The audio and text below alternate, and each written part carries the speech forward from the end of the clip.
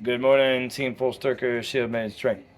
So first off, thank you so much for engaging in the poll and getting your votes in yesterday. We got 13 votes, maybe a little more than I might have thought. As a side note, I really appreciate when y'all engage on the page, and social media in general, because what I'm looking to do is put out informational stuff, motivational stuff, like valuable stuff that people can use and to help you guys, navigate this world and be healthy and all that kind of good stuff. So the more you engage, the more it kind of motivates me to do it and put more effort and energy into it, and give you guys more information and help as I can. So, anyways, I just want to say that first off. So I'm going to go over the number one thing that was picked, and that's the alcohol option.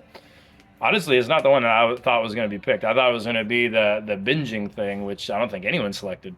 But anyways, a lot of people, yeah, most people, I'd say, if not everyone, knows that alcohol doesn't necessarily align with consuming alcohol doesn't necessarily align with achieving good health and wellness and mental health and all that kind of good stuff. But I don't think a lot of people fully realize the ramifications of drinking even a little bit of alcohol, even like once a week, right? So what it comes to mind is I remember a couple of years ago I watched a documentary, that a little mini documentary a guy made on alcohol, because he's from the UK. In the UK, they had just changed very long-standing weekly alcohol consumption recommendations, and it went way down. So obviously, UK, I mean, they love their alcohol. They'll go to their pubs and stuff like that. It's kind of part of their culture. And so a lot of people were like, "Whoa!" Like, what? It went from like I don't remember exactly, but it was something like you could have like 5 to 7 drinks a week or something like that to like two or something like that, and still be healthy and have it not affect your health according to these recommendations. And so the guy was like, "All right, well, I want to investigate this. This seems pretty drastic. Like, what are they basing this on?" Like, so he kind of did some of his own research. And I remember a couple of things. I don't remember what he did, but one of them that he did was the sleep one. That's the one that really jumped out at me. So I remember he went to a sleep study center, like a lot of people do for like sleep apnea and all that, right? Where they go in, they get hooked up to all the equipment, and then they monitor their sleep. The researchers, the doctors do monitor their sleep to see what's going on, and try to figure out a problem. In most cases, in this case, he was just trying to see what kind of quality sleep he got after having even a little bit of alcohol compared to not having alcohol. And it was pretty crazy because they were measuring his brain waves, which measures how deep of a sleep you're getting, how restorative the sleep actually is that you're getting. If you're getting your delta waves, all that. I'm no sleep expert. I just know some basics, but getting into your REM cycle, like I said, getting into your delta waves, all the different wavelengths that happen, all the different phases of sleep are so important, and getting them all in succession uninterrupted is very important. So what the guy did was he went. I can't remember which one he did first, but he did a sleep study where he did not drink any alcohol, and they were separated by I think at least a week.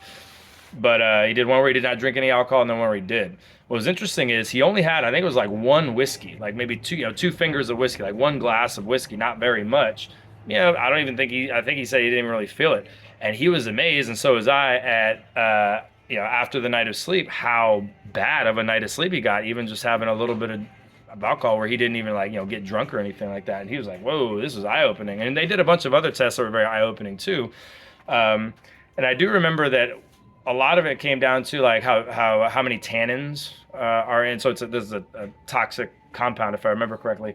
How many tannins are in different alcohols, and like clear alcohols, for example, like gin and vodka and tequila, have much lower tannins. Like high tannin would be like very dark hoppy beer, dark liquors, right? And that's what causes a lot of hangovers, and it's a toxin that causes a lot of the problems that alcohol causes.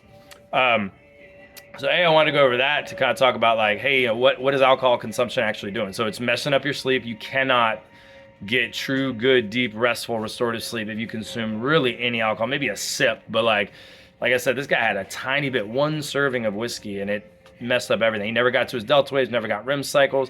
Without realizing it, he was waking up. I remember this. I really showed the chart on the graph or whatever, or the line on the graph. He was waking up without realizing it. Like waking up not to the point where he's conscious of it, but the sleep, the sleep, sensors and all that were detecting. He was waking up, so he never got consistent sleep, never hit certain stages of his sleep, and that's after, again, very little bit of alcohol. So the big one is the sleep disruption. That's huge, right? I think a lot of people, they think of alcohol in terms of like the calories that it's adding. I mean, Yeah, I mean, alcohol, by the way, is essentially is its own macronutrient. It has 7 calories per gram. So, right, fat has 9 calories per gram, alcohol has 7, carbs and protein at 4. So it is literally its own macronutrient with its own calorie total, separate of all others. It's not a carbohydrate, but it acts like a carbohydrate. So even with zero carbs, if it has alcohol, it essentially has carbs. That alcohol is essentially converted to sugar pretty quickly in your body. It's also converted to acetaldehyde pretty quickly in your body, which is essentially formaldehyde. Another reason why it's not so good for us. So again, the sleep disruption, yeah, it's adding calories, but to me, that's not really the big thing. And then the hormone disruption. So especially hoppy beers is essentially if you have, I think I saw a study the other day that if you have 5 hoppy beers, and that's like IPAs and stuff, that's essentially the equivalent of having 1/2 of an estrogen like birth control pill, right? So for men especially, that's not good. For women and breast cancer and stuff, that's not good. So it's endocrine disrupting, carcinogenic, right? It can contribute to diabetes. I mean, it messes up your gut. I mean, it literally kills your gut bacteria. You ever notice, the night after heavy drinking, maybe things are a little more liquidy than normal. So it has a whole host of negative benefit or negative consequences, I should say. And I think we all know this, but again, I'm kind of touching on some things maybe you didn't think about it in that way. Um, so what do, right? We like to drink. I mean, me and Katie like to drink, right? We don't drink a ton, but we like to have a drink here and there.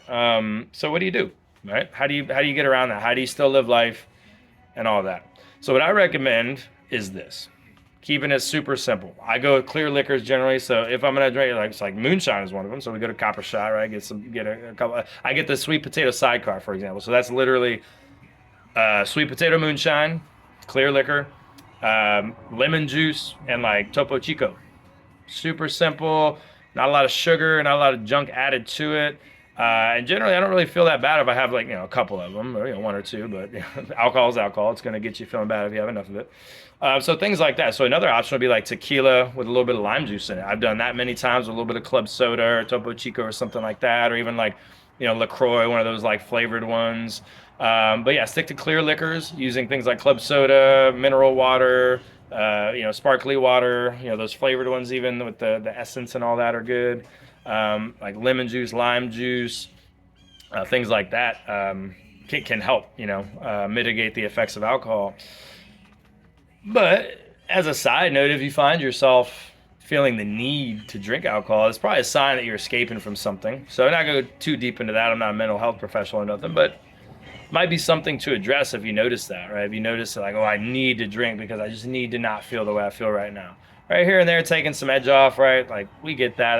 That's a normal thing. That's what alcohol has been used for a long time, but it can also be very quickly switched into abuse of that, right? Escapism is a huge thing in our society, so got to touch on that. Anyways, that is my spiel on alcohol. You could dive a lot deeper if you want to do research and everything. Just wanted to kind of touch on that because, again, that kind of surprised me that was the number one thing that y'all voted on. And also comment with any questions or, statements, whatever y'all got to say about it. I'd love to hear it. Yeah, good luck to you guys. And I'm going to go over the second highest one, which was the sleep, which is a huge thing, probably tomorrow. So be on the lookout for that.